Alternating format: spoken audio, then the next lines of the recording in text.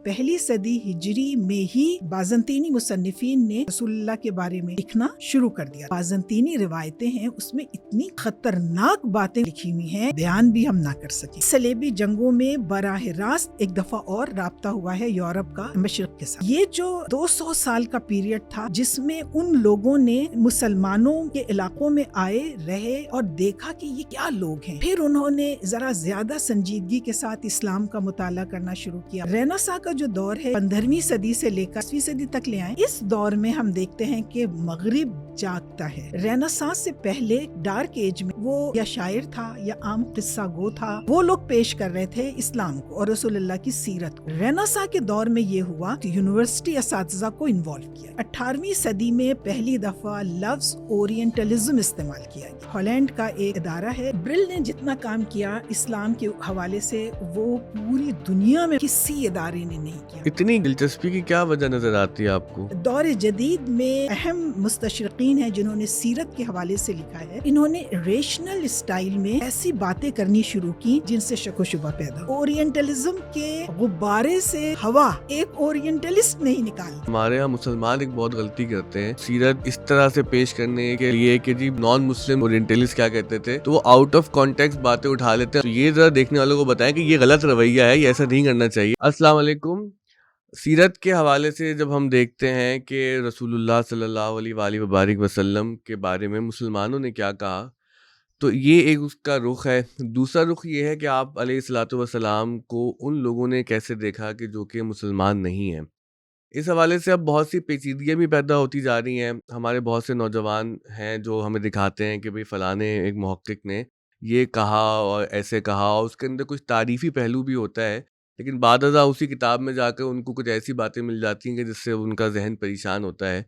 तो इस मौज़ू के हवाले से आज हमने एक माहिर को दावत दी है गुफ्तगू के लिए कि जो हमें समझाएँगी कि आप सल्लल्लाहु अलैहि वसल्लम की सीरत जो कि नॉन मुस्लिम ने लिखी है, जो मुसलमान नहीं है, उस सीरत को पढ़ने का क्या तरीक़ा है, उसको हमें कैसे अप्रोच करना चाहिए।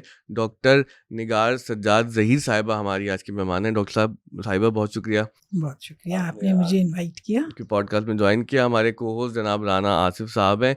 डॉक्टर साहिबा बिल्कुल, चूँकि हमारे पॉडकास्ट से नौजवान ज़्यादा देखते हैं, तो अगर हम बिल्कुल बुनियादी सवाल आपसे ये करें कि इस मामले को ओरिएंटलिस्ट जब हम लफ्ज़ इस्तेमाल करते हैं या ओरिएंटलिज्म कहते हैं, तो इससे क्या मुराद होता है?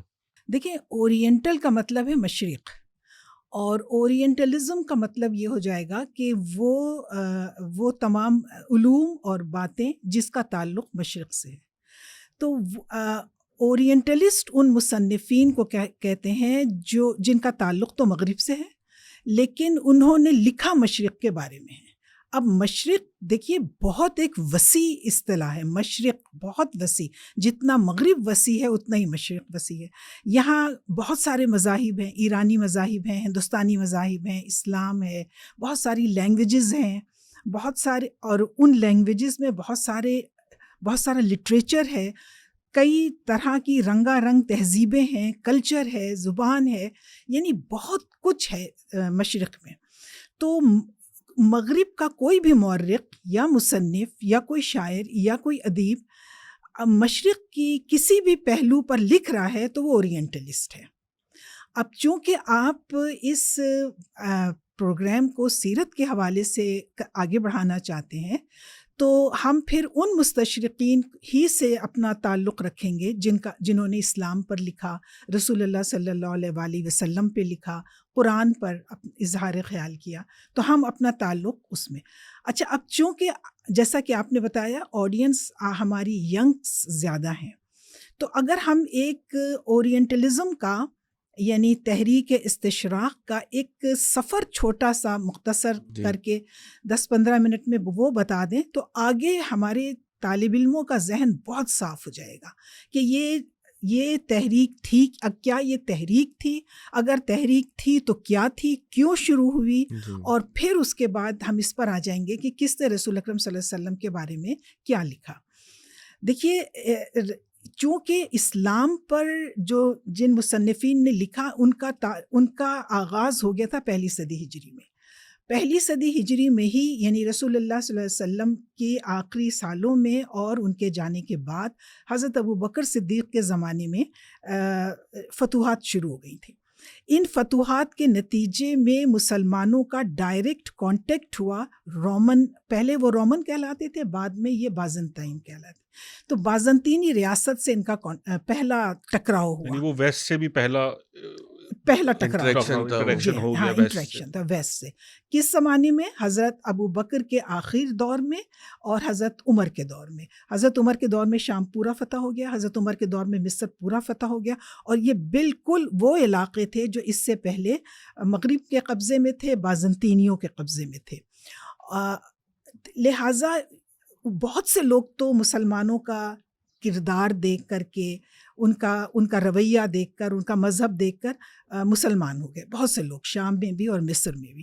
جو نہیں ہوئے وہ یہ غم، ان کے لیے یہ بڑا غم تھا کہ مسلمانوں نے آ کر کے ایک ایسی قوم نے جو بالکل جزیرہ نما میں رہتی تھی، اجٹ تھی، وحشی تھی ان کے حساب سے، اور وہ آ کر کے اس نے کیسے ایسی متمدن قوموں کو قابو کر لیا. تو ان کو اس چیز کا بڑا دکھ تھا، اور انہوں نے جو لکھا پہلی صدی ہجری میں، یعنی ہمارے پاس جو پہلا مستشرق آتا ہے اس کا نام ہے جان، اور اس کو جان آف ڈماسکس بھی کہتے ہیں. دمشق میں رہتا تھا. یہ زمانہ ہے بنو امیہ کا ابتدائی زمانہ. اور اس کا مطلب یہ ہوا کہ پہلی صدی ہجری میں ہی مصنفین نے، بازنطینی مصنفین نے اسلام کے بارے میں لکھنا شروع کر دیا تھا، رسول اللہ کے بارے میں، کیونکہ ان کا تعارف ہو گیا تھا. اب وہ رسول اللہ کے بارے میں، قرآن کے بارے میں، اسلام کے بارے میں وہ بات لکھنے لگے. تو پہلا جو مستشرق ہے جان آف ڈماسکس، اس نے بہت زیادہ، چونکہ رد عمل میں لکھ رہے تھے تو بہت غصہ تھا اور بہت نفرت تھی اور بڑا تعصب تھا، اور جہالت اس حساب سے تھی کہ انہیں عربی نہیں آتی تھی، تو انہوں نے پڑھا وڑھا کچھ نہیں تھا، بس جو ان کی سمجھ میں آیا وہ انہوں نے لکھ دیا، یا جس سے کسی سے سنی سنائی بات ان کے سامنے آئی وہ انہوں نے لکھ دی کتاب کے اندر. اب وہ کتابیں ہمارے پاس نہیں ہیں، یعنی ویسٹ کی وہ کتابیں جو جان کی تھیں یا اس کے بعد اس کے فالوورز کی تھیں وہ ہمارے پاس نہیں ہیں. لیکن ایک چیز جو بات اس کے کچھ اقتباسات کہیں کہیں ملتے ہیں. تو وہ جو تھے ایک طرح سے پائنیئر تھے، اور ان کے پیچھے چلنے والے جتنے بھی مصنفین آئے شام میں، یعنی رومن امپائر میں، جسے آپ بازنٹائن امپائر بھی کہہ سکتے ہیں، وہاں پہ جتنے بھی آئے لکھنے والے رسول اللہ کے اوپر اور اسلام کے اوپر، وہ بہت ہی زیادہ باعث تھے، اور انہوں نے ایک طرح کا اپنا غصہ بھی نکالا تھا، اور پھر جہالت اوپر سے تھی کیونکہ انہوں نے براہ راست قرآن کا مطالعہ نہیں کیا تھا، تو رسول اللہ سے ان کی کوئی ملاقات نہیں ہوئی تھی، تو وہ ایک باعثنس کے ساتھ انہوں نے لکھنا شروع کیا. اچھا، ایک چیز آپ اور دیکھیے کہ جس وقت اسلام آیا اور آگے اسلام کا ایڈوانسمنٹ ہوئی، تو یہ جو 6 صدی سے لے کر کے تقریباً 15ویں صدی تک کا جو زمانہ ہے، یہ مسلمانوں کا تو عروج کا زمانہ ہے، بہت زیادہ عروج. اور یہاں تک کہ جب آٹومنز آئے تھے تبھی تو یہ سپر پاور ہی بن گئے تھے. تو یہ ان کے تو عروج کا زمانہ ہے، لیکن مغرب کے زوال کا زمانہ ہے. اور مغرب اتنا زیادہ زوال پذیر ہو گیا تھا کہ وہ اس سارے 1000 سال کے دور کو ڈارک ایج کہتے ہیں، یعنی دور تاریخ کہتے ہیں. اور جو خود ان کے ہسٹورینز ہیں ماڈرن ایج کے، وہ جب اپنی تاریخ بیان کرتے ہیں تو اسے 1000 سالہ دور کو اومٹ کر دیتے ہیں. وہ کہتے ہیں یہ دور جہالت کا دور تھا اور یہ دور اس قابل نہیں ہے کہ اس کو بیان کیا جائے، یہ وہ خود کہتے ہیں.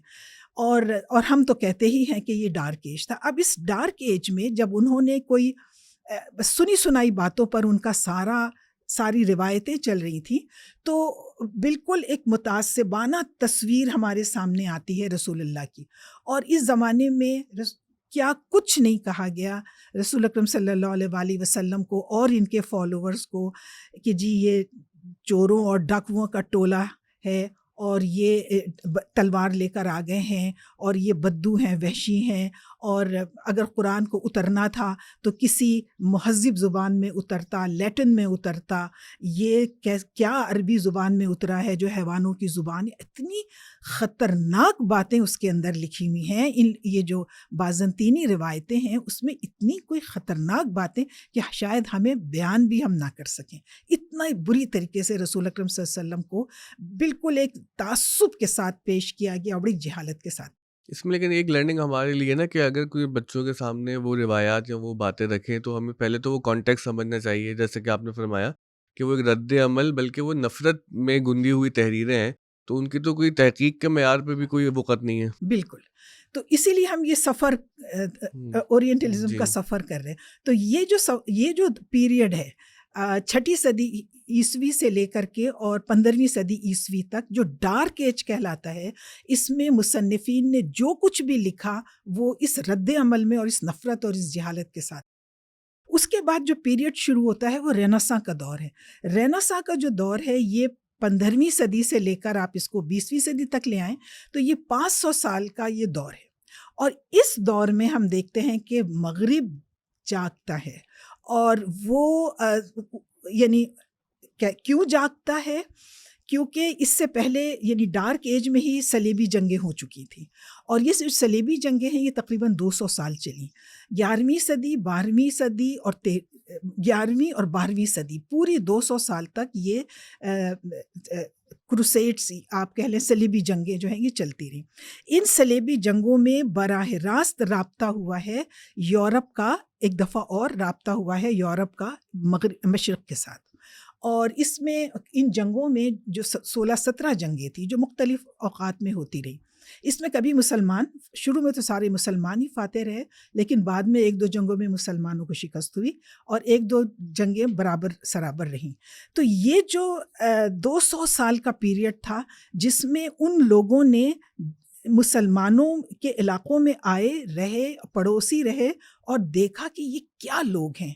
پھر انہوں نے ذرا زیادہ سنجیدگی کے ساتھ اسلام کا مطالعہ کرنا شروع کیا، قرآن کا، رسول اللہ کی سیرت کیا تھے، کیسے تھے وغیرہ، یہ سب انہوں نے ذرا سنجیدگی کے ساتھ پڑھنا اور برتنا شروع کیا. پھر ان کے اندر آہستہ آہستہ ایک تبدیلی تو آئی لیکن اس کا کوئی ہمیں مظہر نظر نہیں آتا. پھر جب یہ کروسیڈز ختم ہوئی، صلیبی جنگیں ختم ہوئی، اس کے 100 سال کے 150 سال کے بعد ان کا رینیساں اسٹارٹ ہوا. اسی لیے ہم کہتے ہیں کہ ان کے رینیساں کے اندر اسپین کے مسلمانوں کا اور مشرق کے مسلمانوں کا بڑا ہاتھ ہے، کیونکہ یہ ڈائریکٹ کانٹیکٹ میں آئے اور انہوں نے دیکھا کہ یہ ذرا سلجھے ہوئے لوگ ہیں، لاؤ ان دیکھیں یہ کیا کہہ رہے ہیں وغیرہ وغیرہ. پھر جب یہ رینیساں کا دور شروع ہوا ہے 15ویں صدی سے لے کے 20ویں صدی بھی چلیں آپ لگا لیں اس میں، تو یہ جو 500 سال کا عرصہ ہے اس میں ہم کہہ سکتے ہیں کہ یورپ جاگا ہے. اور انہوں نے یہ کہا کہ سوچا کہ ہمیں اپنی عقل استعمال کرنی چاہیے، ہمیں سنی سنائی باتوں کے بجائے تحقیق کرنی چاہیے. اب جب آپ اسلام پر تحقیق کی بات کریں گے تو پھر کیسے آپ تحقیق کر سکتے ہیں جب تک آپ کو وہ زبان نہ آتی ہو تاکہ آپ ڈائریکٹلی قرآن کو پڑھیں. پھر ان کے ہاں یہ داعیہ پیدا ہوا کہ جی عربی زبان پڑھی جائے. پھر ان کے یہاں ادارے بنے، ایشیاٹک سوسائٹیز بنی، اور یہ السنہ شرقیہ یعنی اورینٹل لینگویجز یعنی مشرقی زبانوں کی تعلیم دینے کے لیے ان کے ہاں ادارے بنے، ابھی تک بھی ہیں. فارسی سکھاتے تھے وہ، پڑھتے عربی. اب آج کل جو ان کے اورینٹل لینگویجز کے انسٹیٹیوٹ ہیں اس میں اردو بھی پڑھائی جا رہی ہے. تو یہ بڑی ذہنی تبدیلی تھی. یعنی آپ رینیساں کو، نشأت ثانیہ کو، کوئی اگر آپ تحریک ہم نہیں کہتے، ہم اس کو ایک ذہنی رویہ کہتے ہیں. لوگوں کا ذہنی رویہ بدلا کہ نہیں یہ غلط ہے اور ہم یہ سنی سنائی باتیں کیوں کر رہے ہیں، آثار کیوں نہیں دیکھ رہے. یعنی جو ہمارے جو آرکیالوجیکل سائٹس ہیں ان کو ہم کیوں نہیں وزٹ کر رہے، جو ان کی کتابیں ہیں جو انہوں نے لکھی ہیں وہ کیوں نہیں پڑھ رہے، ہم کیا سنی سنائی باتوں کے اوپر لگے ہوئے ہیں. تب انہوں نے تحقیق اور تفتیش اور تفحص کا جو ان کا سفر شروع ہوا وہ بڑا اور اس شاندار سفر کے اندر انہوں نے عربوں کی جو کتابیں تھیں یہ اسلام سے متعلق ان کے تراجم کیے، ان کو ایڈٹ کیا، ان کو شائع کیا، مدارس کھولے، چیئرز قائم کی. یہ سب سے پہلی جو عربک چیئر تھی وہ وہ گیام پوسٹل ایک اورینٹلسٹ ہے 17ویں صدی کا. اس کے لیے سب سے پہلے فرانس کے اندر عربک چیئر قائم کی گئی تھی اور وہاں اس نے عربک پڑھی پڑھائی، نحو، لغت، فلاں فلاں. پھر اس کے بعد جو ان کی یونیورسٹیز تھیں اس کے اندر انہوں نے شعبہ عربی قائم کرنا شروع کر دیا. تو جو آکسفورڈ یونیورسٹی تھی اس کے اندر جو پہلا استاد تھا عربی کا وہ بہت مشہور مستشرق ہے ایڈورڈ پوکاک. وہ تھا اور اس نے عربک لینگویج پہ بھی بہت کام کیا اور سیرت پر بھی کام کیا اور سب کچھ کیا. اچھا ان لوگوں کا اب یہ جو دور ہے نا رنساں کا، نشأت ثانیہ کا 500 سالہ دور، اس میں 3-4 بڑے اہم باتیں ہوئی جو اس کو ڈارک ایج سے بالکل الگ کرتی ہیں. پہلی بات تو ان کے اندر یہ ہوا کہ انہوں نے یہ جو اسلام اور رسول اللہ اور قرآن اس کے بارے میں واقعتاً تحقیق شروع کی اور اپنی عقل کو بروئے کار لائے. بازنطینی روایات انہوں نے رد کر دی، بازنطینی روایات رد کر دیں اور اگر کوئی لی بھی تو اس کو پہلے کسی نہ کسی طریقے سے عقل کی کسوٹی پہ پرکھ کر کے اس کے بعد تلاش خراش کر کے اس کو پیش کیا. تو وہ تو خیر بازنطینی روایات ذرا قدرے پیچھے رہ گئیں. اب کیا صورتحال بنی کہ انہوں نے آرکیولوجیکل سائٹس کو وزٹ کیا اور حدیث کا ذخیرہ کھنگالا، عربی زبان میں آئے تو ان کے ماخذ بدل گئے.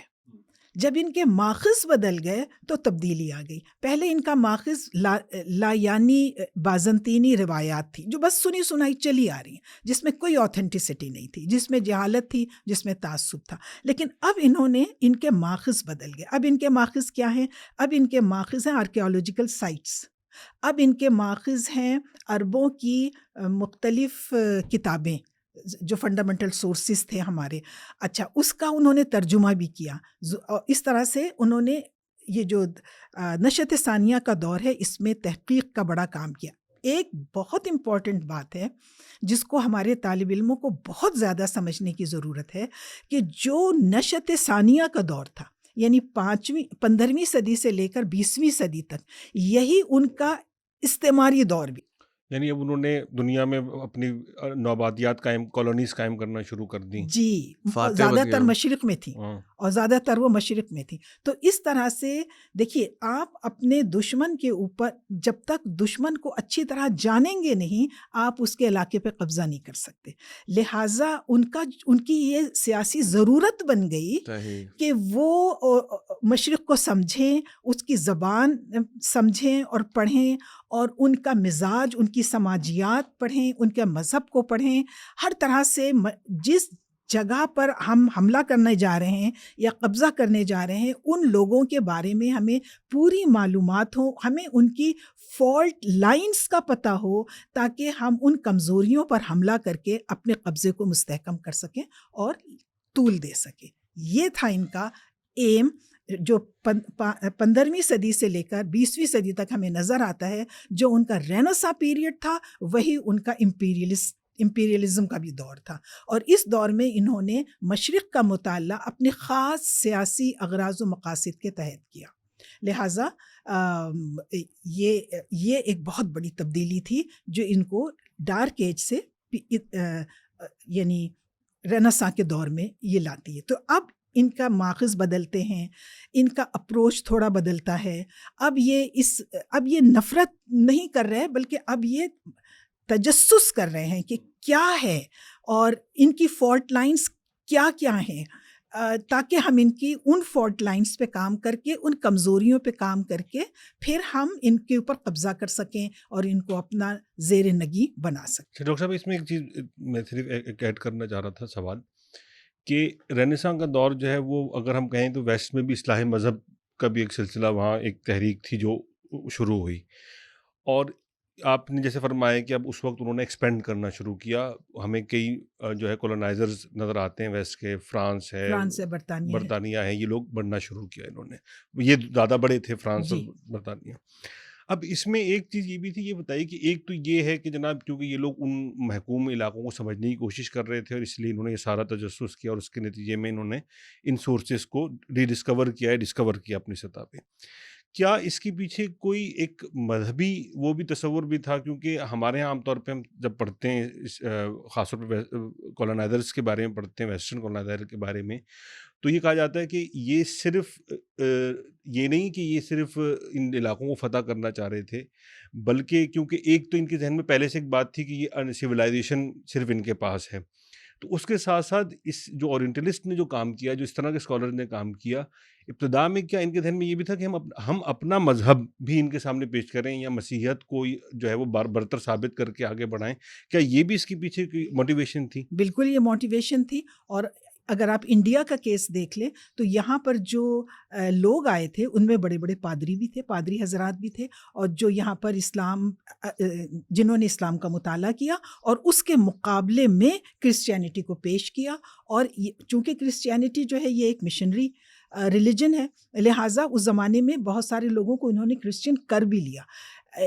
ایک برطانوی پادری تھے ہندوستان کے اندر، انہوں نے ایک خط لکھا تھا اپنے ملکہ برطانیہ کو، اور اس میں انہوں نے کہا تھا کہ اب جب کہ ہم یہاں آ گئے ہیں، یہ ایک قوم کے طور پر ہم ہندوستانیوں کو لے رہے ہیں، تو پھر ان کا مذہب بھی ایک ہونا چاہیے. اور یہ خط جو تھا جب لیک ہو گیا تب یہاں کے سیاستدانوں کو اور مذہبی زوما کو سمجھ میں آیا کہ یہ ہمارے اوپر صرف سیاسی غلبہ حاصل کرنے کے لیے نہیں آئے ہیں، بلکہ یہ اپنا مذہب بھی پھیلانے کے لیے آئے. اچھا، اپنا مذہب بھی آپ اس وقت پھیلا سکتے ہیں جب آپ کو اپوننٹ جو مذہب ہے اس کی کچھ کمزوریوں کا پتہ ہو. تو اس لیے بھی ان پادریوں نے، روائز نے اور راہب حضرات نے بھی یہ کام کیا. اچھا، ایک تبدیلی اور آئی ہے، یہ جو رینیساں ہے. رینیساں سے پہلے ڈارک ایج میں اسلام کے بارے میں جو بھی لکھ رہا تھا وہ یا شاعر تھا یا عام قصہ گو تھا یا مورخین تھے، کچھ مورخین کو ہم قصہ گو کہیں قصہ گے، کو کہیں گے، اسٹوری ٹیلرز. ہاں ہسٹری ٹیلر کہیں گے، کیونکہ ان کی تاریخ میں وہ بات نہیں تھی کہ ہم اس کو تاریخ کہیں. تو وہ لوگ پیش کر رہے تھے اسلام کو اور رسول اللہ کی سیرت کو.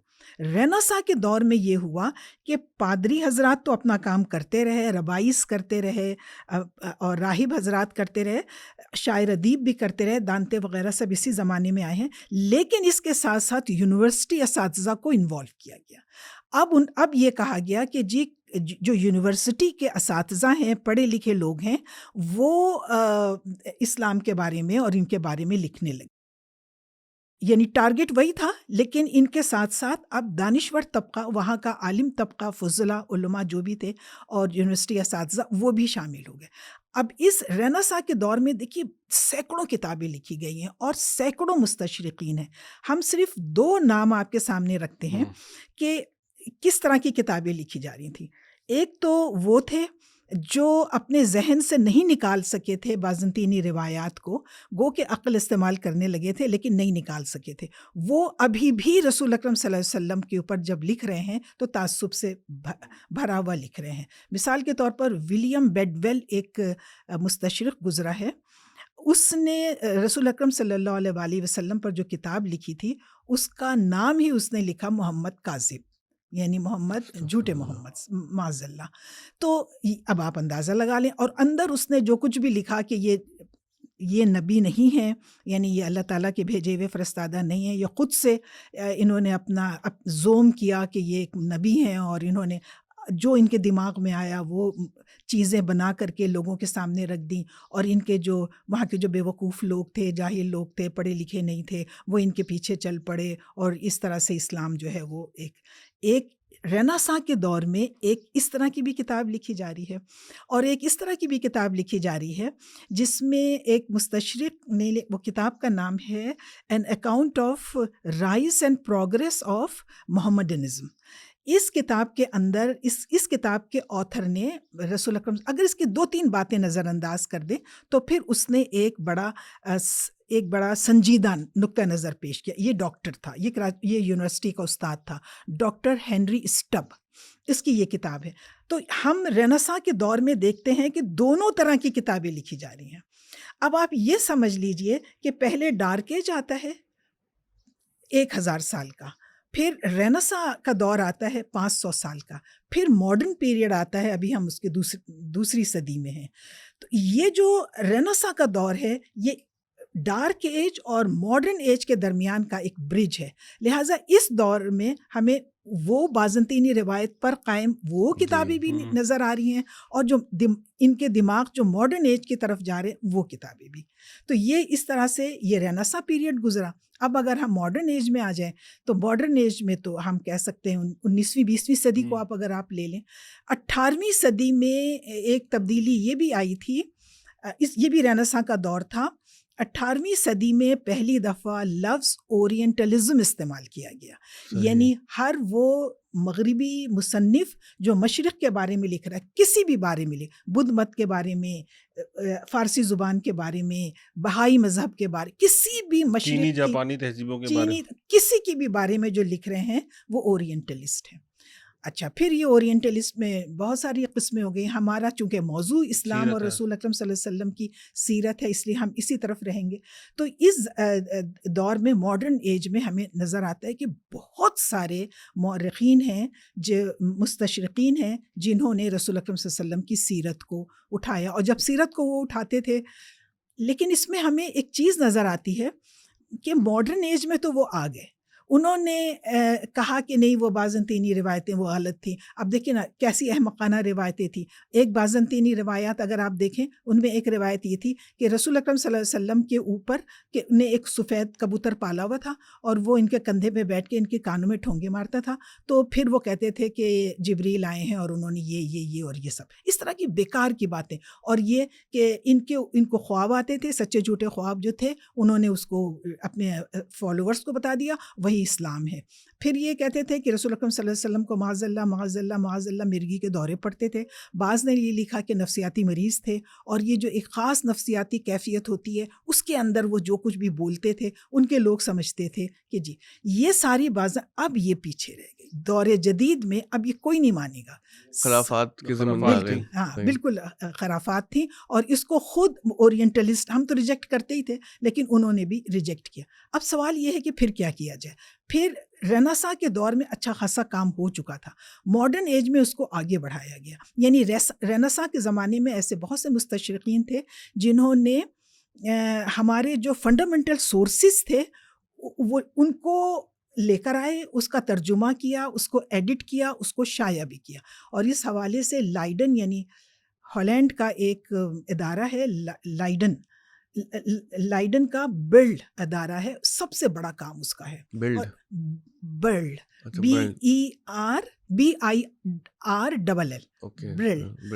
برل نے جتنا کام کیا اسلام کے حوالے سے وہ پوری دنیا میں کہہ سکتی ہوں کہ کسی ادارے نے نہیں کیا. لیکن اب مثال کے طور پر انسائکلوپیڈیا آف اسلام انہوں نے شائع کی, لیکن اس میں محمد صلی اللہ علیہ وآلہ وسلم کے اوپر جو آرٹیکل ہے وہ جن لوگوں نے لکھا ہے وہ سارے وہی متعصب مستشرقین ہیں. تو یعنی برل یعنی آپ یوں سمجھیے کہ ایک طرح سے پورا انہوں نے کیپچر کر لیا. فلمیں بنی ہیں اسلام کے حوالے سے, کتابیں لکھی گئی ہیں, تراجم ہوئے ہیں, فہرستیں بنی ہیں, اتنا کام ہوا ہے کہ میں سمجھتی ہوں کہ ہم لوگوں نے تو ان کاموں کا بھی احاطہ بھی نہیں کیا. لیکن بات یہ ہے کہ جو اسٹیٹسٹیکل کام تھے وہ تو ٹھیک ہے. مثلاً ایک صاحب انہوں نے تبری کے وہ جو ہیں راویان, ان کی فہرست بنائی ہے. یہ کوئی معمولی کام نہیں, ہمارے یہاں کسی نے نہیں کیا. تو اس طرح سے کام انہوں نے بہت اچھے کیے. طبقات ابن سعد, فتوح البلدان, بیرونی کی کتابیں, واقدی کی کتابیں, فتوح الشام, یہ ساری کتابیں انہوں نے ڈسکور کی. اچھا, اور کیسے انہوں نے ڈسکور کی؟ کیونکہ جب انہوں نے اسپین پر قبضہ کیا 15ویں صدی میں تو وہاں سے وہ ساری کتابیں لے گئے. اور اسپین اس وقت یعنی 100-200 سال پہلے تک سارا مشرق کا علمی سرمایہ مسلم اسپین میں منتقل ہو چکا تھا. سب کچھ وہاں تھا, وہاں سے وہ یورپ میں چلا گیا. اور یورپ کے محققین نے اس کے اوپر کام کیا, مستشرقین نے کام کیا. اور یہ جو جتنی ہمیں جو کتابیں بعض ملی ہیں وہ ان کے توسط سے ملی ہیں. اچھا یہاں پر بعض لوگ یہ کہتے ہیں کہ جی انہوں نے کچھ بڑھا دیا ہوگا, کچھ گھٹا دیا ہوگا, بدماشی کی ہوگی, بے ایمانی کی ہوگی, لیکن ہمارے یہاں کے جو محققین ہیں جنہوں نے اس مسئلے پر کام کیا ہے وہ یہ کہتے ہیں کہ جو اسٹیٹسٹیکل کام ہے نا اس میں انہوں نے کچھ نہیں کیا. مثال کے طور پر طبقات ابن سعد, اس میں انہوں نے نہ کچھ بڑھایا ہے نہ گھٹایا ہے, کیونکہ وہ انہیں کچھ اتنا آتا ہی نہیں تھا کہ وہ اس کو بڑھاتے, اور وہ اتنے ان کی وہ سمجھ نہیں تھی کہ کہاں سے کیا چیز ہم ہٹائیں گے تو وہ آگے جا کر ہم پکڑے نہیں جائیں گے, کانٹیکسچوائز کیسے ہوگی پوری بات ہاں, کو. تو اس وجہ سے انہوں نے بے ایمانی نہیں. اتنی گہری دلچسپی کی کیا وجہ نظر آتی ہے آپ کو؟ یہی کہ وہ دیکھیے مسلمانوں کو, اسلام کو, محمد صلی اللہ علیہ وسلم کو, قرآن کو سمجھنا چاہتے تھے کہ یہ کیسا مذہب ہے جس نے 100 سال کے اندر اندر آدھی دنیا فتح کر لی. یہ کس قسم کے لوگ ہیں جو بس وہ ان کی نیچر کو, ان میں کیا چیز ہے جو وہ سمجھنا چاہتے تھے, اور آپ وہ سمجھنا چاہتے تھے, اور جو لوگ سمجھ لیتے تھے آپ دیکھیں وہ اسلام بھی لے آتے تھے. اچھا, بہت سارے ایسے مستشرقین ہیں جنہوں نے اسلام قبول کیا. جب انہوں نے دیکھا نا کہ نہیں قرآن ایک ایسی چیز ہے, جب وہ خود عربی پڑھ لی تو انہوں نے عربی کو کی جو ڈیپتھ کو سمجھا تو انہوں نے کہا کہ نہیں یہ ایک ایسا کلام ہے کہ ہم نہیں بنا سکتے, کوئی نہیں بنا سکتا. تو انہوں نے کہا پھر اس کا مطلب یہ ہے ڈیوائن میسج ہے. پھر محمد صلی اللہ علیہ وسلم کی کچھ باتیں, اب جس کے اوپر انہی کے مستشرقین اعتراض کرتے تھے, مثال کے طور پر جو بڑے بڑے اعتراضات ہیں وہ یہ کہ جی مکے میں تو وہ اتنے معصوم بنے رہے, مدینے میں آئے جیسے ہی ان کو طاقت ملی تو انہوں نے تلواریں نکال لیں اور اسلام کو انہوں نے تلوار کے زور پہ پھیلا دیا. ایک الزام یہ لگایا جاتا ہے, ایک الزام یہ لگایا جاتا ہے کہ خود اپنے ماننے والوں سے تو کہتے ہیں تم زیادہ سے زیادہ 4 شادیاں کر سکتے ہو, خود رسول اللہ نے اتنی شادیاں کی, اور اس کے حوالے سے ان کے کیریکٹر پہ جو بکواس وہ کر سکتے تھے انہوں نے کی ہے. اس طرح سے غلامی کہ یہ تو مذہب تو بڑا کہتے ہیں ہم انسان دوست ہیں, تو انہوں نے غلامی تو ختم نہیں کی. اور یہ سارے وہ اعتراضات ہیں جو یہ رینیساں کے زمانے میں لگائے گئے. ہمارے جدید مستشرقین نے بھی اس کو اٹھایا, اس کو ایڈریس کیا, جن کو سمجھ آ گئی. پھر وہ اپنی کرسچینٹی کے اوپر یا جوڈائزم کے اوپر قائم نہیں رہ سکے. بعض جیوس نے اسلام قبول کر لیا, کئی پادریوں نے, عیسائی پادریوں نے اسلام قبول کر لیا, کیونکہ وہ بائبل سے اچھی طرح واقف تھے, جس طرح ہم اور آپ نہیں واقف. وہ اچھی طریقے سے بائبل اور اس کی فالٹ لائن سے آگاہ تھے, اور جب وہ دیکھتے تھے کہ ابراہیم کو, حضرت ابراہیم کو بائبل اس طرح پیش کر رہی ہے, قرآن اس طرح پیش کر رہا ہے, تو صحیح تو کہہ رہا ہے. اور محمد صلی اللہ علیہ وسلم کے پاس کہاں سے آئی انفارمیشن ابراہیم کے حوالے سے؟ وہ یہ کہتے تھے کہ محمد, یعنی ڈارک ایج میں یہ کہتے تھے کہ محمد نے صلی اللہ علیہ وسلم نے اپنی تعلیمات اخذ کی ہیں یہودیوں سے اور عیسائیوں سے. تو وہ تو ابراہیم کو جو جس طریقے سے پورٹریٹ کر رہے ہیں, اس طریقے سے تو نہ تورا میں ہے اور نہ بائبل میں ہے. یہ کون سمجھ سکتا تھا؟ یہ ان کے پادری اور ان کے بہت پڑھے لکھے لوگ ہی سمجھ سکتے تھے.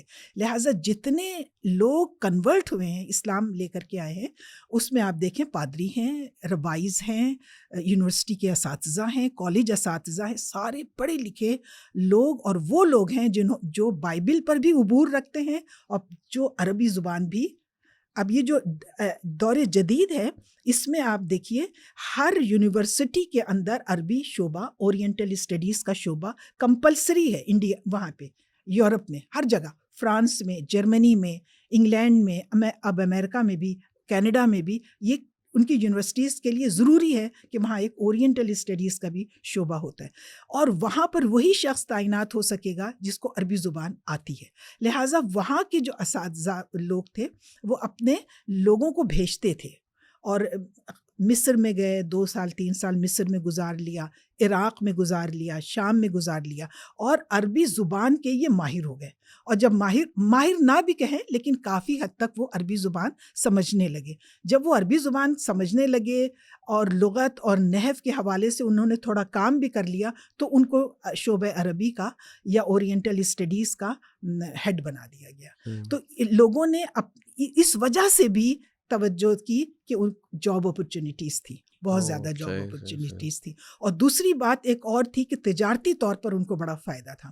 رینیساں کے دور میں آپ یوں سمجھیں جس طریقے سے اب ہم لوگ آئیڈیلائز کرتے ہیں مغرب کو, کرتے ہیں نا ہمارے نوجوان، رینیسانس کے دور میں وہ لوگ آئیڈیالائز کرتے تھے ایسٹ کو. ان کے شاعروں کو دیکھیں، دانتے وغیرہ، یہ سب کیا ان لوگوں نے جو وہ ڈیوائن کامیڈی وہ سب جو کچھ بھی لکھا وہ ہم سے متاثر ہو کر کے لکھا ہے بہت زیادہ. تو یہ جو یعنی ایک فیشن بن گیا تھا، ایک ان تھی یہ چیز کہ مشرق کے ٹرینڈ میں تھا. لہٰذا انہوں نے بہت ساری کتابیں لکھی مشرق کے بارے میں، مغرب نے لکھی اسلام کے بارے میں اور ادرس. اور چونکہ وہ ٹرینڈ بن چکا تھا تو ان کی خرید و فروخت بہت ہوتی تھی. اس زمانے میں کتابیں، کتب خانے قائم ہوتے تھے. لوگوں کو پرسنل یہ انٹرسٹ تھا ایسٹ کے بارے میں جاننے. وہ لوگ اس کو ایک جادو بھری کوئی دنیا سمجھتے تھے اور ایک مسٹیریس دنیا سمجھتے تھے. لہٰذا وہ اس کے بارے میں بہت زیادہ تو ان کو ایک طرح کا تجارتی فائدہ بھی تھا کہ ایک تو جاب اپرچونیٹیز ان کے یہاں سیٹیں بن گئی تھیں، چیئرز قائم ہو گئی تھیں، ڈپارٹمنٹس کھل گئے تھے، وہاں پر ان کو جاب مل سکتی ہے بہترین، اور بہترین جاب مل سکتی ہے. وہاں پہ میوزیمس بن گئے تھے، وہاں پر انہیں جاب مل سکتی ہے. وہاں پہ یہ جو میڈیا سامنے آنے لگا تھا، میڈیا پر بھی جب اسلام کی کوئی ڈاکومنٹری پیش کی جائے گی وہاں پر بھی ان کو ایسے ریسرچرز کی ضرورت تھی. تو یہ چیز ایسی ان ہو گئی تھی کہ ان کو تجارتی فائدہ. پھر 9/11 نے تو اس انڈسٹری کو بہت بڑا بوم دے دیا. جی 9/11 کے بعد تو آپ سمجھیے کہ اسلام کو سمجھنے کی کوشش، اور اسلام کے بارے میں بہت کتابیں لکھی گئی اور بہت پڑھی بھی گئی. تو یہ اور دور جدید میں اب اگر ہم آئے ہیں تو میں چند، میرا خیال ہے میں 5-7 منٹ اور لے لوں. دور جدید میں جو اہم مستشرقین ہیں جنہوں نے سیرت کے حوالے سے لکھا ہے، ان میں دیکھیے ہم شروع کریں گے بات نولڈیکی سے. نولڈیکی بہت پرانے آدمی نہیں ہے، 1930 میں ان کا انتقال ہوا ہے. اور انہوں نے کیا کیا، انہوں نے ٹارگٹ کر لیا. یعنی آپ یوں سمجھیے کہ اب یہ بازنطینی روایتیں تو نہیں، کوئی نہیں سن رہا کہ کبوتر کان میں بول رہا ہے، وہ مرغی کے مریض، کوئی نہیں سن رہا کہ تم بکواس کر رہے ہو. اب انہوں نے ریشنل اسٹائل میں ایسی باتیں کرنی شروع کی جن سے شک و شبہ پیدا ہو. اب انہوں نے سوچا کہ اسلام کو ذکر اس طرح سے پہنچائی جا سکتی ہے کہ اس میں کچھ شکوک و شبہات پیدا کر دیے جائیں، بس یہ لوگ اسی میں الجھے رہیں گے اینڈ دیٹس اٹ، ہمارا مقصد پورا ہو جائے گا. اس میں جو سب سے زیادہ پہلا بندہ سمجھتے ہیں مستشرق، وہ نولڈیکی ہے. اس نے اسلام کے بارے میں بہت کچھ لکھا ہے، رسول اللہ کے بارے میں بہت لکھا ہے، اور بڑا لاجیکلی لکھا ہے، مطلب بڑے طریقے سے لکھا ہے. یہ نہیں فضول روایتیں نہیں ڈالی اس نے، لیکن اس نے حدیث کے بارے میں شبہ ڈال دیا کہ بھئی حدیث تو وہ کلیکشن ہے جو محمد صلی اللہ علیہ وسلم کے زمانے میں لکھا ہی نہیں گیا، اور اس نے یہ کہا قرآن بھی نہیں لکھا گیا، حدیث بھی نہیں لکھا گیا، تو ہم کیوں ان چیزوں کے اوپر بلیو کریں جو 300 سال کے بعد لکھی گئی. نولڈیکی نے یہ کہا. اس کے بعد گولڈ ظہر آیا. گولڈ ظہر کا انتقال ہوتا ہے 1921 میں. یہ دونوں کنٹمپریری تھے. گولڈ ظہر نے تو اور ہی زہر گھول دیا. اس نے اس میں رسول اللہ کی اس کے لیکچرز ہوتے تھے گولڈ ظہر کے، اس میں کوئی مختلف ایونٹس کے اوپر جو اس نے لیکچر، ہر جگہ اس نے کوئی نہ کوئی کوشچن چھوڑ دیا، ہر جگہ اس نے کوئی نہ کوئی شک و شبے کی ایک بات چھوڑ دی. باقی اچھی ساری باتیں کرتے آئے، بیچ میں ایک بات انہوں نے چھوڑ دی. اس کے بعد گولڈ ظہر نے بھی حدیث پر کافی شک و شبہات پیدا کرنے میں کردار ادا کیا. بالکل گولڈ ظہر نے تو اس نے اگر شک پیدا کیا تھا تو اس نے انکار کر دیا. اس نے کہا نہیں، حدیثوں کو ہم اس لیے نہیں مانیں گے کیونکہ یہ 300 سال کے بعد لکھی گئی، لکھنے والے فلاں فلاں اور فلاں تھے اور ہمیں ان کی کریڈیبلٹی کا کچھ نہیں پتا، ہم نہیں مانیں گے. یہ وہ عربی نہیں ہے جو اس زمانے میں بولی جاتی تھی. ہاں یہ اچھا، اب یہ ہو گیا. اس کے بعد ان لوگوں نے ایک کام یہ کیا کہ کچھ یہ جو زمانہ ہے نا جسے ہم جدید دور کہتے ہیں، یہ اسپیشلائزیشن کا زمانہ ہے. ہمارے یہاں بھی آپ دیکھ لیجئے، پہلے کیمسٹری تھی، پھر اس کے بعد آرگینک کیمسٹری ہو گئی، ان آرگینک کیمسٹری ہو گئی. پہلے تاریخ تھی، پھر اس کے بعد اسلامک ہسٹری ہو گئی، جنرل ہسٹری ہو گئی، امریکن ہسٹری ہو گئی، جیوش ہسٹری ہو گئی، سب الگ الگ ہو گئے نا. تو اسپیشلائزیشن کا زمانہ ہے. لہٰذا ان لوگوں نے بھی ایک ایک فیلڈ پکڑ لی. گولڈ ظہر نے حدیث پہ بہت زیادہ کام کیا، شاخت نے حدیث پہ بھی کیا لیکن فقہ پہ بہت زیادہ کام کیا. جو اس کے شاگرد تھا گولڈ ظہر کا شاگرد تھا. اور اس نے مگر اچھا اب چونکہ یہ عہد جدید ہے اور ہمارے پاس بھی وسائل آ چکے ہیں، ہمارے پاس ان کی کتابیں آ رہی ہیں، لہٰذا ہمارے یہاں سے بھی جواب دیا جانے لگا. اور یہ شاخت کا بہترین جواب دیا ہے ہندوستانیوں نے، ایک پاکستانی اور ایک ہندوستانی، ڈاکٹر مصطفیٰ اعظمی انڈیا کے اور پاکستان کے ڈاکٹر ظفر اسحاق انصاری. ان کا تو تھیسس ہی اس پر تھا، ظفر اسحاق انصاری. جو انہوں نے جواب دیا ہے، آپ وہ جواب اگر پڑھیں آپ کی عقل دنگ رہ جائے. یہ اتنے ہی سائنٹیفک اسٹائل میں انہوں نے شاخت کو رد کیا ہے جتنے سائنٹیفک اسٹائل میں وہ آیا تھا. لہٰذا اس کا بالکل اس کے بعد آپ یوں سمجھ لیں، اس کے بعد ایک بڑا دلچسپ واقعہ میں آپ کو سنا دوں، چاہے ایڈ کریں چاہے نہ کریں، کہ یہ احمد امین المصری مصر گئے اور انہوں نے کہا کہ میں نا شاخت پہ کام کرنا چاہتا. تو اب آپ دیکھیے یہ میکگل یونیورسٹی کا حال دیکھیں، کینیڈا کی یونیورسٹی کا حال دیکھیں. انہوں نے یہ کہا کہ آپ کے اوپر آپ کے پاس 1000 ہم آپ کو بتا دیں گے، یہ جو ٹاپکس ہیں، عنوانات جو ہے وہ ہم بتا دیں گے، شاخت پہ آپ کام نہیں کر سکتے.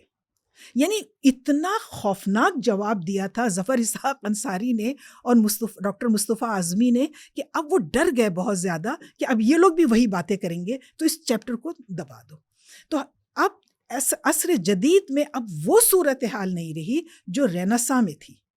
اور کیونکہ رینیساں میں دیکھیے ہم زوال کی طرف جا رہے تھے، وہ عروج کی طرف آ رہے تھے، تو ہمارے پاس اتنے بڑے بڑے اسکالرز نہیں تھے. اب ہمارے پاس ہیں، ہمارے پاس اسکالرز ہیں، ہمارے پاس بہت سے اسکالرز ایسے ہیں جو خود امریکہ کے اندر بیٹھے ہوئے، کینیڈا کے اندر بیٹھے ہوئے، انہیں پڑھتے ہیں اور ان کے جوابات دیتے ہیں. بہت ساری چیزیں ہمارے پاس نہیں آئیں، لیکن بہت ساری چیزیں ہمارے پاس آ بھی گئی ہیں. اور جو اب ہم ایک آخری بات کرتے ہیں، اس پر ہم اپنی بات کو ختم کرتے ہیں کہ یہ جو ہے نا اورینٹلزم کے غبارے سے ہوا ایک اورینٹلسٹ نہیں نکال دی، اور اس کا نام ہے ایڈورڈ سعید.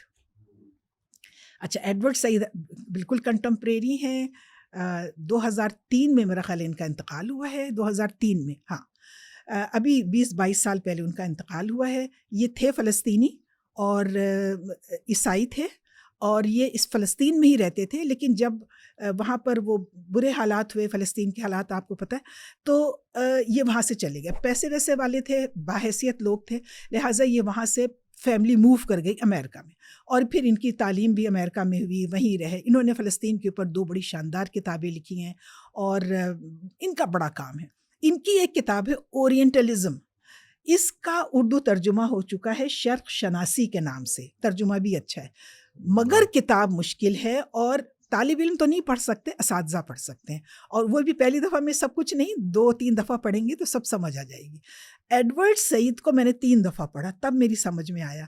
ایڈورڈ سعید کی میں 3 باتیں آپ کو بتا دیتی ہوں جس کی وجہ سے اورینٹلزم کے غبارے سے ہوا نکل گئی.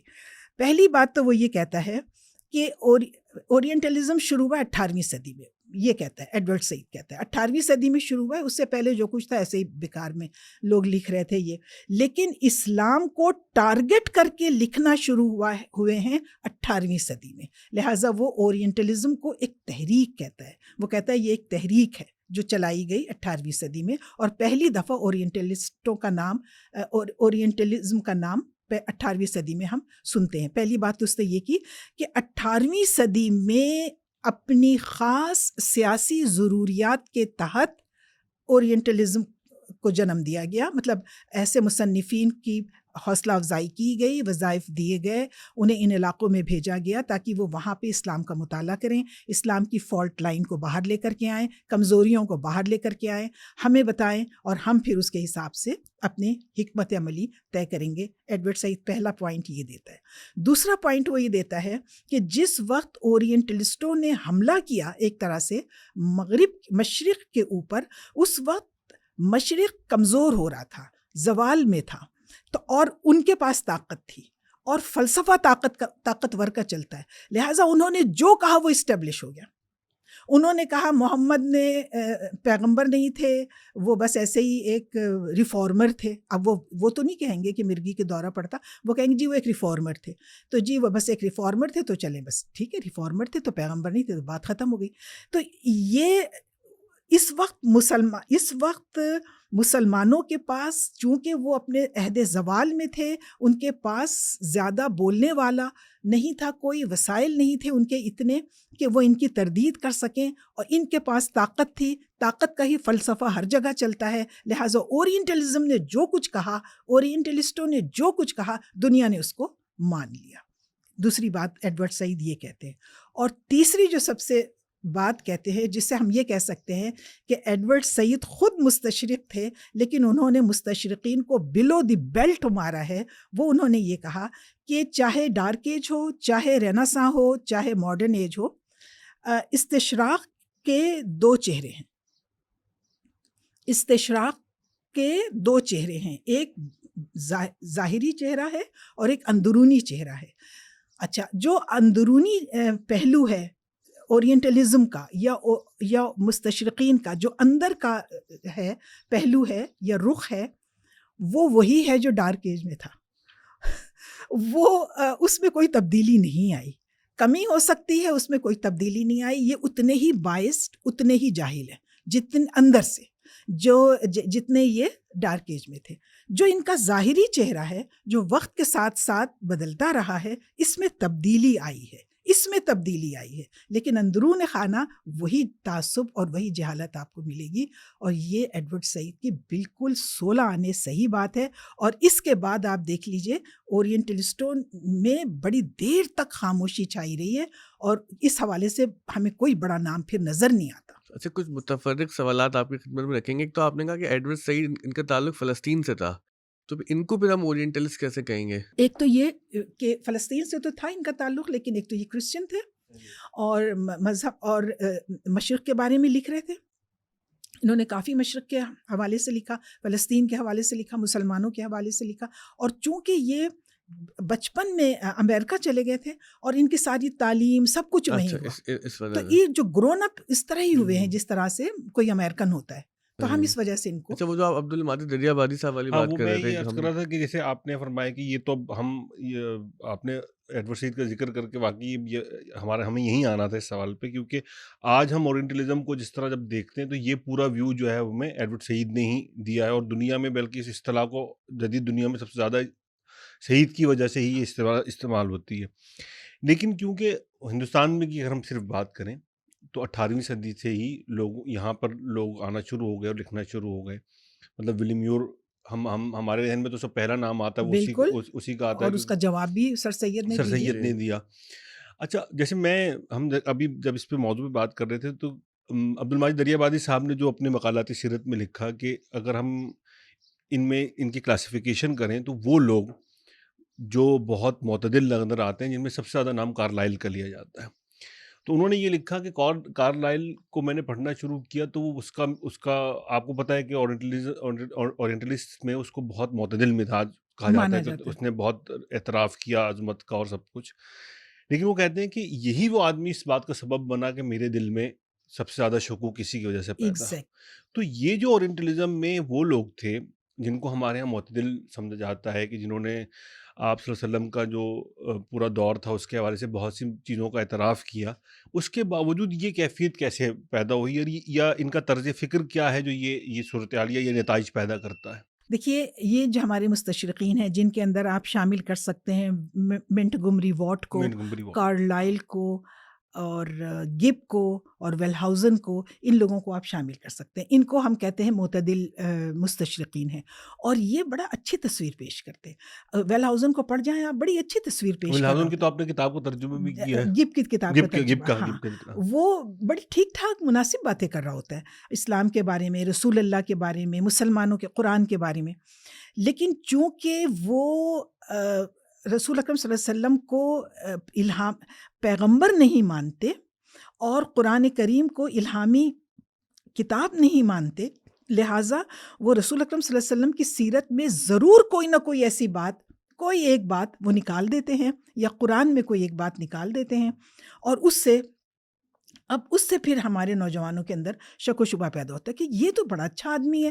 اب کارلائل نے رسول اکرم صلی اللہ علیہ وسلم کو جو پیش کیا وہ تو پیش کیا ہے، لیکن وہ ساتھ ہی ساتھ رسول اکرم صلی اللہ علیہ وسلم کے لیے جو دو الفاظ استعمال کرتا ہے وہ قابل مذمت ہے. مثلا وہ یہ کہتا ہے یہ مفاد پرست تھے، اور وہ یہ کہتا ہے یہ اپورچونسٹ تھے. اپورچونسٹ تھے کا مطلب یہ کہ وہ موقع پرست تھے. مکے میں مار پڑ رہی تھی تو مکے میں چپ کر کے بیٹھے ہوئے تھے، مدینے میں ان کو سہارا مل گیا تو مدینے میں یہ انہوں نے اپنے گل کھلائے، تلوار اٹھا لی، لوگوں کو مارا، یہ کیا اور وہ کیا. یہ کارلائل کہہ رہا ہے.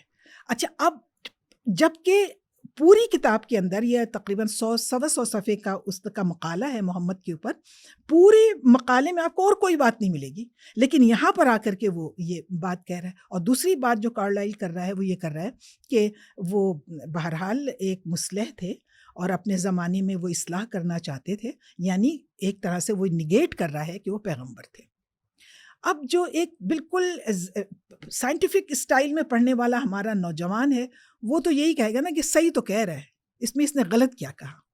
یہاں سے پھر شکوک و شبہ. اور یہی گب کا بھی یہی اسٹائل. دیکھیں گب کی جو کتاب ہے وہ اس کی کتاب کا نام ہے محمڈنزم سروے، یوں کر کے اس نے لکھا ہے. اسلام کے اوپر کتاب ہے، رسول اکرم صلی اللہ علیہ وسلم کے اوپر ایک چیپٹر ہے، قرآن پہ ایک چیپٹر ہے، اور مختلف چیپٹرز اس طرح اس نے لکھے. تو اس نے گب کی جو کتاب ہے، آپ اس کا نام، گب کو ہم معتدل مزاج کہتے ہیں، لیکن گب کی کتاب کا نام ہی آپ دیکھ لیں، محمڈنزم. اچھا، یہ جو ازم ہوتا ہے ISM، ازم، لبرلزم، کمیونزم، کیپٹلزم، یہ ازم جو ہوتا ہے یہ ان نظریات کے ساتھ لگایا جاتا ہے جو مین میڈ ہوتے ہیں، کسی انسان کی ذہن کی اختراع ہوتے ہیں، کسی انسان کی فکر ہوتی ہے، اس کو وہ جیسے کارل مارکس تھا اور مارکسزم مارکس تھا، اور کارل مارکس تھا. ان لوگوں نے، اینجل اور مارکس، ان لوگوں نے کیپٹلزم کمیونزم بنایا. تو یہ چونکہ انسانی ذہن کی وہ ہے، ایک کاوش ہے یا ایک راستہ ہے، تو ازم آئے گا. جب آپ محمڈنزم کہیں گے اسلام کو، تو اس کا مطلب یہ کہ یہ محمد کا یہ ایک مین میڈ ایک چیز ہے، ایک مذہب ہے، مین میڈ ہے. بلکہ ہم پوسٹ کولونیل دور میں ایک چیز اور دیکھتے ہیں کہ جیسے مسلمانوں کے لیے جو پرانے ڈاکومنٹس ہیں اس میں محمدن کا یہ لفظ استعمال ہوتا ہے، محمدن لا. تو وہ لگتا ہے کہ کیونکہ ان کے ذہن میں یہ تھا کہ کیونکہ کرسچینٹی یسوع سے متعلق ہے، یسوع مسیح سے تعلق رکھتی ہے، ان کے فالوورز کو کہتے ہیں جیسس سے سینٹرڈ ہے. تو اسی طرح شاید وہ یہ اصطلاح میں بھی نظر آتا ہے کہ کیونکہ مسلمانوں نے تو کبھی خود اپنے لیے، یعنی ان مسلمانوں کا تعارف تو اسلام ہی تھا نا ہمیشہ سے، وہ اپنے مذہب کو یا اس کو اسلام. لیکن آپ دیکھیں سر سید نے جو ادارے شروع میں بنا، محمڈن اینگلو اورینٹل کالج وغیرہ نا، اس کا مطلب یہ کہ ان لوگوں نے ان کو مطلب اس طرح لیا نہیں، لیکن پرسیو نہیں کیا. لیکن محمڈنزم اب گب ساری اچھی باتیں اندر کر رہا ہے، لیکن نہیں مان رہا کہ رسول اللہ پیغمبر تھے، نہیں مان رہا ہے کہ وہ قرآن جو ہے وہ الہامی کتاب ہے. لہٰذا وہ محمد کی سیرت میں بھی مثلاً اگر ان کو ایک جرنل کے طور پہ دیکھ رہا ہے تو ان کی غلطیاں بھی بتائے گا کہ یہاں پہ انہوں نے یہ کیا، ان کو یہ کرنا چاہیے تھا، یہ کیا. یہ بڑا اہم نقطہ اگر آپ دیکھنے والوں کو بتائیں، ہمارے یہاں مسلمان ایک بہت غلطی کرتے ہیں کہ وہ سیرت اس طرح سے پیش کرنے کے لیے کہ جی نان مسلم کیا کہتے تھے، اورینٹلسٹ کیا کہتے تھے، تو وہ آؤٹ آف کانٹیکسٹ باتیں اٹھا لیتے ہیں، ادھوری باتیں اٹھا لیتے ہیں. جی گب نے یہ کہا، کارلائل نے یہ کہا. تو یہ ذرا دیکھنے والوں کو بتائیں کہ یہ غلط رویہ ہے، یہ ایسا نہیں کرنا چاہیے. آپ کے پاس رسول اللہ صلی اللہ علیہ وسلم کی تعریف بیان کرنے کے بہت سے ذرائع موجود ہیں. بالکل، یہ ہمارے لیے کوئی سند تھوڑی ہے، لیکن لوگ بس وہی بات ہے کہ مروب ذہن ہیں جو اس طرح کرتے ہیں، جو اس طرح لکھ رہے ہیں، وہ مروب ذہن ہے، اور وہ یہ سمجھتے ہیں کہ شاید ہمارے نوجوان بھی مروب ہو کر کے کہ بھائی اچھا کارلائل نے یہ کہا، اچھا بس بھی ٹھیک ہے. لیکن جب آپ پورا صفحہ پورا ان کا پڑھیں گے، محمڈنزم، محمد صلی اللہ علیہ وسلم کے اوپر جو ان کا پورا آرٹیکل پڑھیں گے 100 صفحے کا ہے، تو اس میں پھر آپ یہ بھی دیکھیں گے کہ وہ اپورچونسٹ بھی کہہ رہا ہے، ان کو موقع پرست بھی کہہ رہا ہے، اور اچھا اس میں ڈاکٹر صاحب ایک چیز اور جو کہ اب یہ تو اورینٹلزم جب آیا اور اپنے بہت انہوں نے تصنیف و تالیف کا بہت کام کیا، پھر عرب دنیا میں بھی، ہندوستان میں بھی ان کا جواب دینے کا سلسلہ بھی شروع ہوا، اور ایک تحریک وہ بھی اٹھی جس نے مشرق کا احیا کرنے کی، یا اسلام کے اندر اصلاح کی تحریکیں، جو انقلابی تحریکیں یا ریفارمز کی تحریکیں آئیں سامنے. ایک میں پڑھ رہا تھا کہ مالک بن نبی جو کہ ایک الجزائر سے جن کا تعلق تھا، اور وہ فرینچ کولونیزم کو انہوں نے بہت قریب سے دیکھا، تو انہوں نے ایک چیز یہ لکھی کہ اس کا جو اس کے جواب جب آیا تو اس میں ہمارے یہاں دو رویے پیدا ہوئے. ایک رویہ تو یہ تھا کہ ہم لوگوں نے بعض لوگوں نے کیا یہ کیا کہ ان کا جواب تو دیا لیکن اس فریم کو تسلیم کر لیا، اس فریم آف ریفرنس کو تسلیم کر لیا جس میں وہ جواب دے رہے تھے.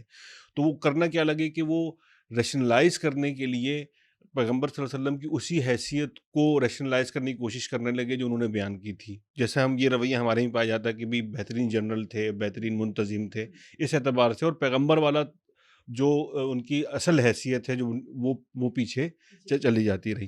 دوسرا انہوں نے کہا کہ لیکن ایک رویہ یہ بھی پیدا ہوا کہ مسلمانوں میں ایسے لوگ بھی پیدا ہوئے جنہوں نے صرف تاریخ کی گلوریفیکیشن کے اوپر جو ہے تکیہ کر لیا کہ ہماری تو تاریخ اتنی عظیم تھی اور اتنا ہمارا عظیم ماضی تھا، اور اس کے نتیجے میں ہمارا جو حال میں ہمیں جو اپنی غلطیوں پر یا اپنی کوتاہیوں پہ نظر کرنی تھی وہ جو ہے نہیں کر سکے، ہم اپنی اصلاح کے لیے وہ کوششیں نہیں کر سکے.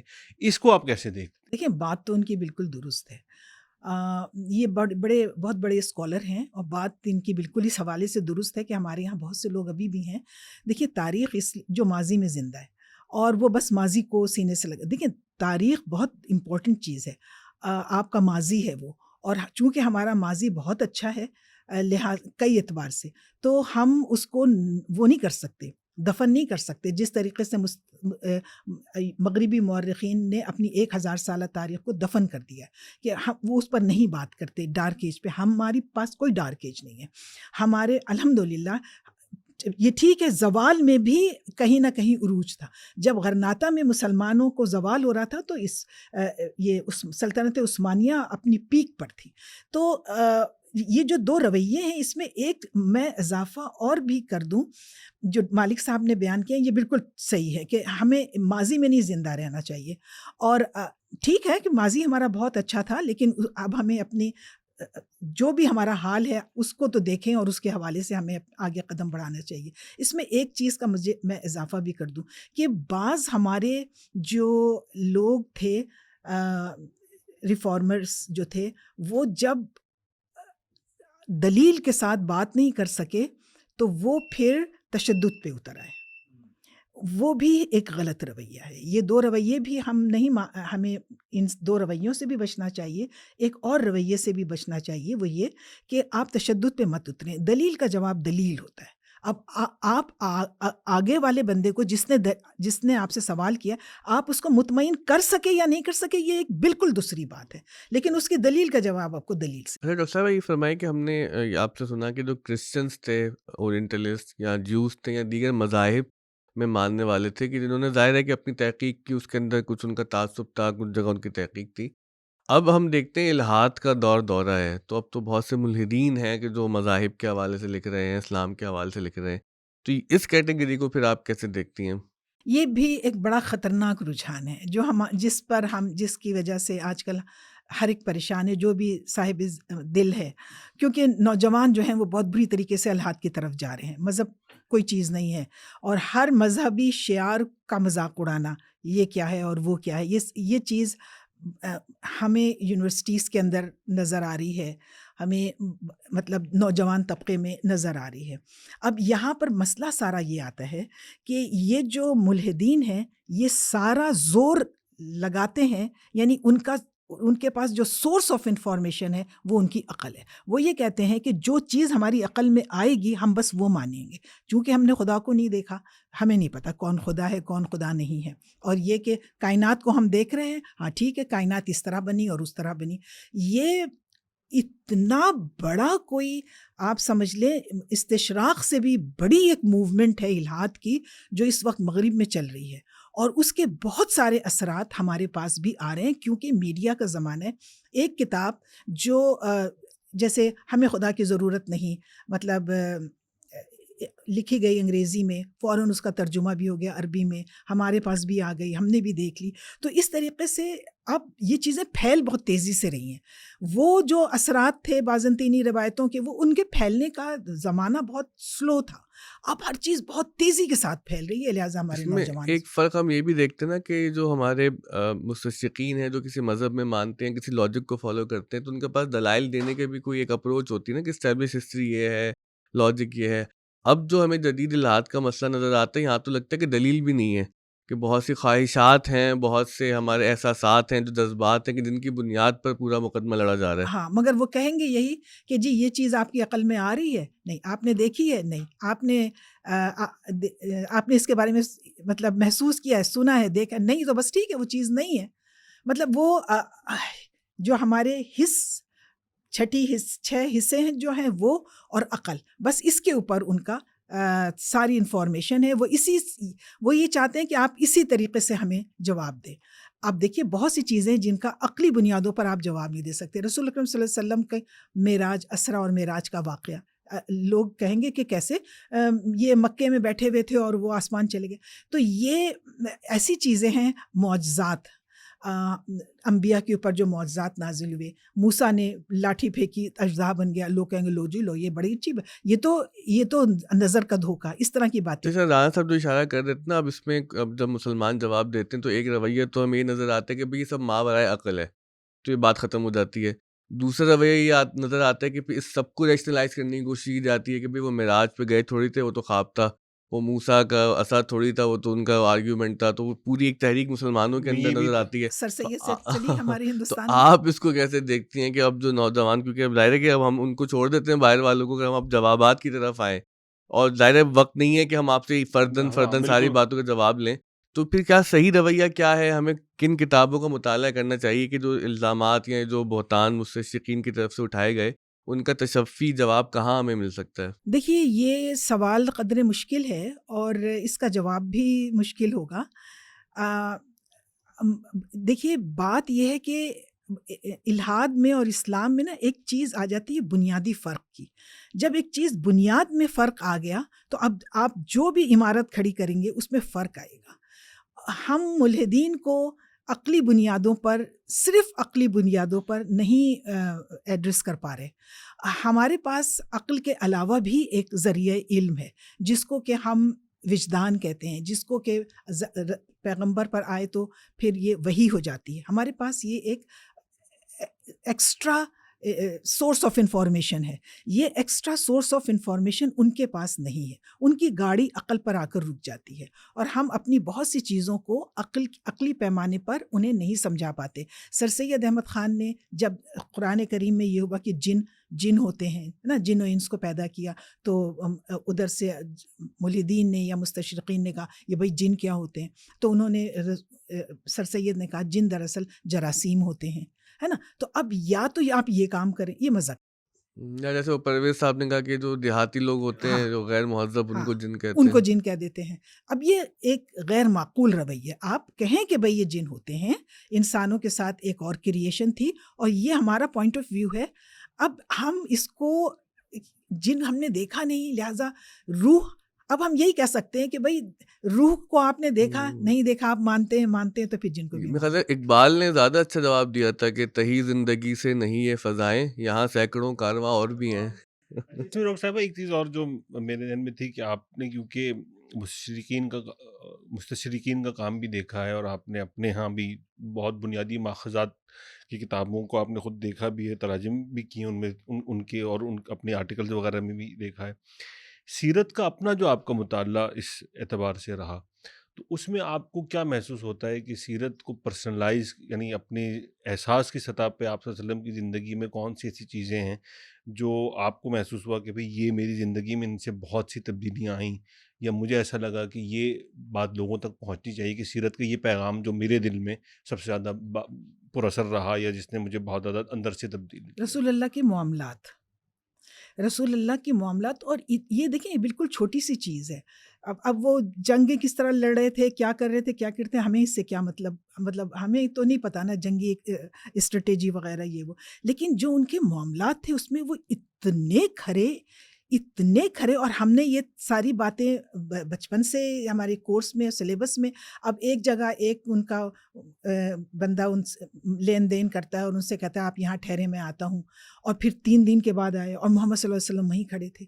مطلب یہ اس طرح کی چیزیں اتنی حیران کرنے والی ہیں کہ مجھے رسول اکرم صلی اللہ علیہ وسلم کی زندگی میں وہ پہلو جو ان کا ایک دوسرے شخص کے ساتھ معاملے کا تھا، اس نے سب سے زیادہ متاثر کیا. بعد میں ان کی سیاست رہی، جو بھی ان کے مزید تعلیمات اور وغیرہ وغیرہ، لیکن ان کا رویہ اپنی بیویوں کے ساتھ کیا تھا، بچوں کے ساتھ کیا تھا، کبھی کسی پر ہاتھ نہیں اٹھایا. ہمارے ہاں دیکھیں کیا حشر کرتے ہیں، بعض اوقات تو اتنے بچوں کو پیٹا جاتا ہے کہ بیچارے مر جاتے ہیں. ہم سوشل میڈیا پہ پتہ نہیں کیا کیا کچھ دیکھ رہے ہوتے ہیں. تو رسول اکرم صلی اللہ علیہ وسلم کے اگر صرف معاملات کو ہم اپنے روزمرہ کی زندگی میں کسی طریقے سے لے آئیں، ہماری زندگیاں. ڈاکٹر صاحب اگر آخر میں یہ بتائیں کہ آپ دیکھنے والوں کو کہ آپ کا جو سفر ہے اپنی تعلیم کا اور آج کل آپ کی مصروفیات کیا ہیں یونیورسٹی میں؟ میرا سیدھا سا یہ ہے کہ میں نے کراچی یونیورسٹی سے ماسٹرز کیا، وہیں سے پی ایچ ڈی کیا، وہیں پر 2-3 سال کے وقفے کے بعد میں لیکچرر لگ گئی، پھر لیکچرر، پھر اسسٹنٹ پروفیسر، پھر ایسوسیٹ، پھر پروفیسر، پھر میں 12 سال اپنے شعبے کی چیئر پرسن بھی رہی. اور لکھنا پڑھنا میرا شعبہ آپ کا اسلامک ہسٹری، تاریخ اسلام. اور 12 سال میں وہاں کی چیئرمین رہی، اور اس حیثیت میں پھر میں ریٹائر بھی ہو گئی. اور اب مجھے ریٹائر ہوئے تقریباً 11 سال ہو چکے ہیں. اور اس ریٹائرمنٹ کے دور میں میں نے زیادہ لکھا جاب کے مقابلے میں. اور میرا اپنا ایک پبلشنگ ادارہ ہے کرتاس کے نام سے. ہم تقریباً اب تک 200 کتابیں چھاپ چکے ہیں، کیونکہ ہم نے یہ دیکھا ہے کہ اسلامک ہسٹری کے حوالے سے کتابوں کا بڑا کال ہے، بہت زیادہ ملتی نہیں تھیں. ہمارے اسٹوڈنٹ بیچارے مارے پھرتے تھے، وہ فوٹو اسٹیٹ کے اوپر گزارا کرتے تھے، نوٹس وغیرہ یہ وہ.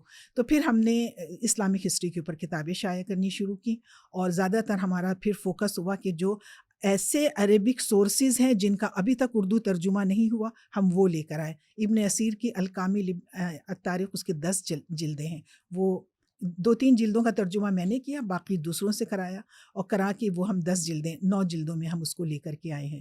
اسی طریقے سے احمد امین المصری کی کتاب 7-8 جلدوں میں ہے، اس پر ہم کام کر رہے ہیں. ابھی ہم 4تھی جلد پر پہنچے ہیں. تو یہ وہ کتابیں ہیں جو ابھی تک اردو سے اس میں یعنی عربی سے اردو میں ٹرانسلیٹ نہیں ہوئی. انگلش کی کتابوں کا بھی ہم ٹرانسلیشن کر رہے ہیں، جیسے گب کی کتاب ہے ماڈرن ٹرینڈس ان اسلام، اس کا ترجمہ میں نے کیا. لیکن اس کے علاوہ منٹگمری واٹ کی کتاب کا ترجمہ بھی ہم نے کروایا، اور کئی کتابوں کی، نابیہ ایبٹ کی کتاب کا ترجمہ ہم نے کروایا. تو ہم انگریزی سے اور عربی سے کتابیں بھی ترجمہ کروا رہے ہیں. 200 کتابیں ہم شائع کر چکے ہیں. اور ایک میری مصروفیت یہ بھی ہے کہ ایک ریسرچ جرنل ہم نکالتے ہیں الایام کے نام سے. یہ 6 ماہی ہے، اور تقریباً 7-8 سال یہ HSC ریکگنائز بھی رہا، لیکن اب HSC ریکگنائز نہیں ہے. اور ہم اس کو اصل میں ہم اس میں اسٹوڈنٹ کی تحریروں کے بجائے لرنڈ پروفیسرز، دانشوروں کی تحریریں شائع کرنا چاہتے ہیں، تاکہ وہ زیادہ ہمارے نوجوان اس کو پڑھیں اور اس سے وہ سیکھ سکیں. ریکگنائز نہیں رہا تو اب تو زیادہ معتبر ہو گیا. پھر آپ نے سفر نامے بھی لکھے؟ جی، یہ میرے 3 سفر نامے آ چکے ہیں، اور 4تھا تیار ہے. تو آپ کو سیرت کی طرف خاص دلچسپی کیسے پیدا ہوئی؟ سیرت تاریخ اسلام کا ایک وہ ہے، یعنی اسلامی تاریخ آپ پڑھ رہے ہیں تو شروع میں آپ رسول اللہ صلی اللہ علیہ وسلم عہد رسالت ہی پڑھتے ہیں، اور اس کے بعد 2nd سیمسٹر میں ہم خلافت راشدہ پہ جاتے ہیں، پھر دوسرے سال ہم امیتس پڑھتے ہیں، پھر ابیسائڈس پڑھتے ہیں.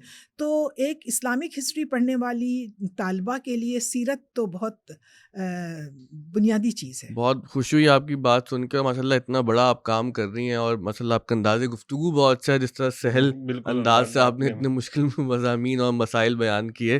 تو یقیناً دیکھنے والوں نے بھی بہت کچھ سیکھا ہوگا. میرے لیے خود اس میں بہت زیادہ لرننگ تھی آپ کی گفتگو میں، اور ہم کو درخواست کریں گے کہ آپ کو ہم دوبارہ زحمت دیں اور آپ سے اس سلسلے کو آگے جاری رکھیں. اور جو اسلام کے اندر ہم جو کچھ مسائل دیکھتے ہیں تاریخ کے حوالے سے، تو اس کو بھی آپ سے سننے کی کوشش کریں، کیونکہ بچے اس میں بھی بہت سارے سوالات اٹھاتے ہیں. جو بات کی جنگیں ہیں وہ کیا معاملات تھے.